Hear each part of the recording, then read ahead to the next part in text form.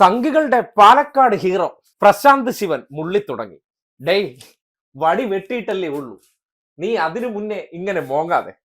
എന്താണെന്നല്ലേ, ഈ അടുത്ത ദിവസം നിങ്ങൾ കണ്ടില്ലേ, സംഘികൾ വല്ലാതെ ആഘോഷിച്ച പാലക്കാട് കോട്ട മൈതാനിയിൽ വെച്ചുള്ള മനോരമ ചാനലിന്റെ ഒരു ടോക്ക് ഷോ.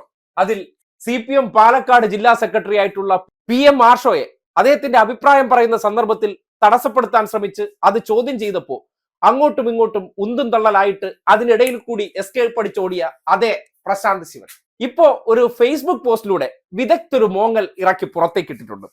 നമ്മുടെ നാട്ടിൽ രണ്ടു തരം മോങ്ങലുണ്ട്. ചില കില്ലാടികളായിട്ട് നടക്കുന്നവർ പേടിച്ച് വരണ്ട് ഇട്ടിരിക്കുന്ന കളസത്തിലൂടെ മുള്ളിയതിനു ശേഷം ഞാൻ പേടിച്ചിട്ടില്ല എന്ന് കാണിക്കാൻ വേണ്ടി ഒരു തരം സീരിയസ് മുള്ളലുണ്ട്. എനിക്കൊരു പേടിയില്ലാത്ത ആളാണെന്ന് ഒപ്പം നിൽക്കുന്ന അണികളെ ഒന്ന് ബോധ്യപ്പെടുത്തണ്ടേ. അതിനപ്പുറത്തേക്ക് വീട്ടിൽ ചെന്ന തലേണെ കെട്ടിപ്പിടിച്ച് നിലവിളിയോട് നിലവിളിയാണ്, എന്നെ അവന്മാര് കൊല്ലുവേ, എന്നെ അവന്മാര് കൊല്ലുവേ എന്നുള്ള രീതിയിൽ. അങ്ങനെയൊക്കെ ഭയപ്പെടാൻ വരട്ടടേ. നീ ഈ ഡയലോഗ് അടിച്ചതിന് ശേഷം ഇങ്ങനെയൊക്കെ സോഷ്യൽ മീഡിയയിലൂടെ മോങ്ങിയാൽ നിന്നെ ഹീറോ ആയിട്ട് വാഴ്ത്തിക്കൊണ്ട് നടക്കുന്നവർ എന്ത് കരുതും? എന്തായാലും പ്രശാന്ത് ശിവൻ സോഷ്യൽ മീഡിയയിലിട്ട് ആ സീരിയസ് മോങ്ങൽ നിങ്ങൾ കാണണം.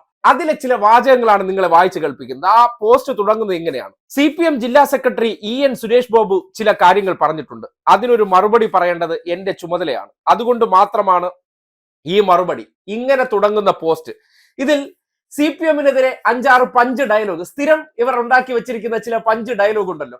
ആർഷവുമായി ബന്ധപ്പെട്ട് AISF-ന്റെ നേതാവ് മറ്റവർ പറഞ്ഞു, ഇനി പിണറായി വിജയൻ അത് ചെയ്തു എന്നുള്ള ഇവരുടെ സ്ഥിരം ക്ലീശ ഡയലോഗുകൾക്കപ്പുറം ഏറ്റവും സീരിയസ് മോങ്ങൽ വരുന്നത് എപ്പോഴാണ്? ക്ലൈമാക്സിൽ. അത് എന്തിലും ക്ലൈമാക്സിൽ പറയുന്ന കാര്യം നമ്മൾ ശ്രദ്ധിക്കേണ്ടതാണ്. ആ വാചകങ്ങളൊന്ന് കേട്ടു നോക്കിയേ. ഞങ്ങളും പല ശേഷിയുള്ള പാർട്ടി നേതാവ്, അതറിയാം.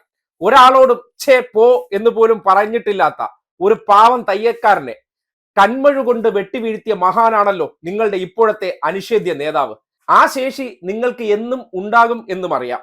പക്ഷേ മഹാമംഗളയും പുണ്യഭൂമിയുമായ അമ്മേ, നിനക്ക് വേണ്ടി ആയിരിക്കട്ടെ എന്റെ മരണം എന്ന് ദിവസവും പ്രാർത്ഥിച്ച് പുറപ്പെടുന്നവരാണ് ഞങ്ങൾ.